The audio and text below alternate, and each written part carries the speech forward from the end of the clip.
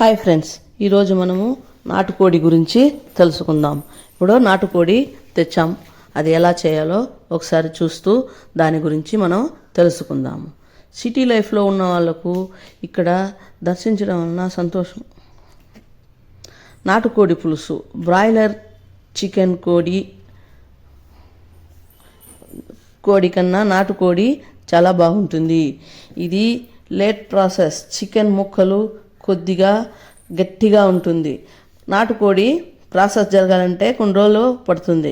Broiler కోడి అట్లా కాదు, బెన్నగా పెరిగిపోతూ ఉంటుంది.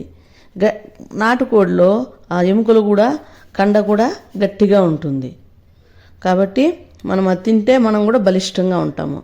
ఇది మన ఇంటి చుట్టూ తిరుగుతూ నాటుకోడి మనం వేసింది తిని ఆరు బయట ఆడుకొని మన ఇంటికి వచ్చి గుడ్లు పెడుతుంది. ఎక్కడ ఏం తిన్నా డైరెక్ట్గా ఎవరు పెంచుతారో వాళ్ళ ఇంటికి అడిగి వచ్చేస్తుంది అనమాట. ఉదయం అలారం లేకుండానే మనల్ని కాకుండా చుట్టుపక్కల వాళ్ళని కూడా లేపేస్తుంది. అది పడుకోనీదు.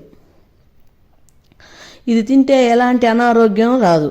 ఈ జాతి పుష్కలంగా ఉన్నప్పుడు మన పెద్దలు దిట్టంగా తింటా ఉన్నారు. కానీ ఇప్పుడు ఆ జాతి కొంచెం కనుమరుగైన తర్వాత ఈ బ్రాయిలర్ చికెన్లు వచ్చేసిన తర్వాత ఎప్పుడు పడితే అప్పుడు పగలనిలే రాత్రినిలే తెచ్చుకోవడం తినేయడం ఇలా జరుగుతూ ఉందన్నమాట. ఈ జాతి నాటుకోళ్ళు తగ్గిపోయింది కదా. ఎప్పుడు కావాలంటే అప్పుడు తినే ఆ బాయిలర్లు ఎక్కువైపోయింది. తెచ్చుకున్నామా, తిన్నామా, చెయ్యి గడిగినామా. ఈ నాటుకోళ్ళు మనకి మంచి పోషకాహారము. బాయిలర్ కోళ్ళనే మందు వేసి పెంచుతారన్నమాట. కానీ ఈ మార్పు చాలా రోజులు ఉండదు. మళ్ళా నాటుకోళ్ళు తినే రోజులు వచ్చేస్తుంది. మనం అప్పుడు వాటిని తిని ఆరోగ్యంగా ఉంటాం. ఆరోగ్యమే మహాభాగ్యం. నాటుకోడి తెచ్చినాము, దాన్ని కడిగి క్లీన్ చేసి పసుపేసి ఉప్పేసి పక్కన పెట్టుకున్నాము.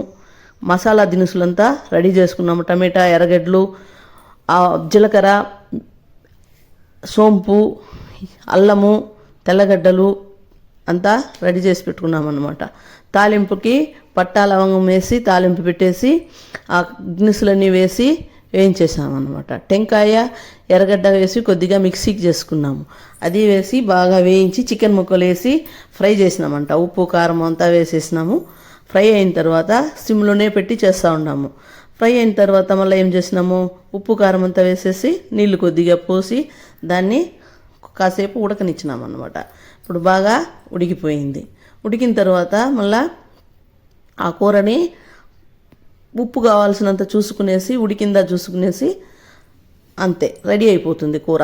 ఇప్పుడు కొత్తిమీర చల్లేసి ధనియా పొడి వేసేసినామంటే చికెన్ పులుసు రెడీ.